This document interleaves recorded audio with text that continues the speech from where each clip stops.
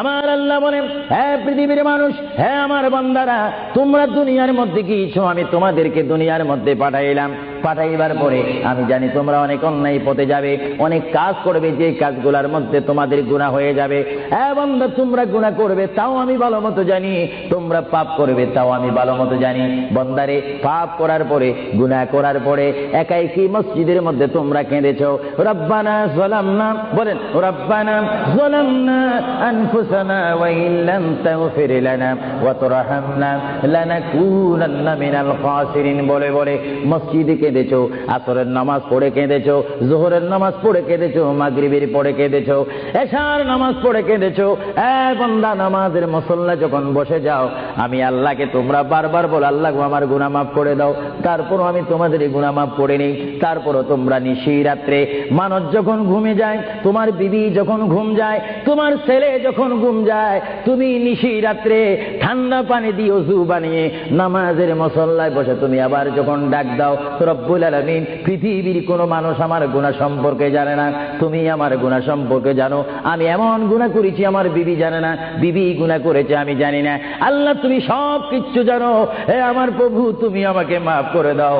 আমার আল্লাহ বলে, তারপরও যদি তোমাদেরকে আমি মাফ না করি, তারপরও বান্দা, তোমরা আমার রহমতের দরজা থেকে ফিরে যাইও না।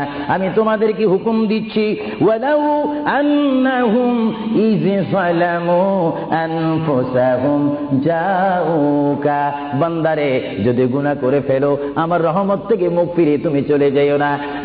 বান্দা, আকাশ পরিমাণ যদি গুনাহ করো, পাতাল পরিমাণ যদি গুনাহ করো, সাগরের পানি পরিমাণ যদি গুনাহ করো, পাহাড় তুলনায় যদি তুমি গুনাহ করো, আমার দরবার থেকে তুমি নিরাশ হইও না। বান্দা, আমি তোমাকে একটি রাস্তা পাঠাই দিচ্ছি, একটি পথ তোমাকে আমি দেখাই দিচ্ছি। সেই পথটি কোন পথ তোমরা জানো? ওয়ালাউ আন্নাহুম ইয যালামু আনফুসাহুম জাউকা, বান্দারে, যখন তোমরা বরবাদ হয়ে যাবে, তখন তোমাদেরকে একটা পথ আমি তোমাদেরকে দেখাই দিলাম। সেই পথটির নাম হচ্ছে আমার রাসূলের মদিনা। জোরে বলেন সুবহানাল্লাহ।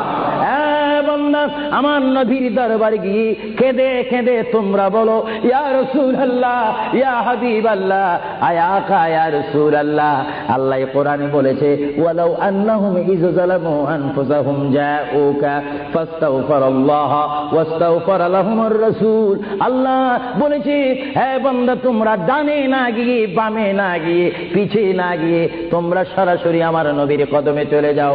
আমার নবীর কদমে গিয়ে আমি আল্লাহর দরবারে তোমরা তওবা করো। তওবা করতে করতে তোমাদের চোখের পানি যখন বাইর হয়ে যাবে, আর ওই মুহূর্তে যদি আমার বন্ধু যদি তোমাদের জন্য আমার দরবারে সুপারিশ করে, আমি আল্লাহ তোমাদেরকে ওয়াদা দিয়ে দিলাম, গ্যারান্টি দিয়ে দিলাম, আমার রাসূল যদি তোমাদের জন্য আমার দরবারে সুপারিশ করে, সঙ্গে সঙ্গে বান্দা, তোমার অতীতের জীবনের কবিরা সগীরা গুনাহ মাফ করে দিব। জোরে বলেন সুবহানাল্লাহ। আরো জোরে বলেন সুবহানাল্লাহ। আমার আপনার গুনাহ মাফ করার জন্য রাসূলুল্লাহর দরবারে যাওয়ার দরকার আছে কিনা? চিৎকার জীবন আছে কিনা?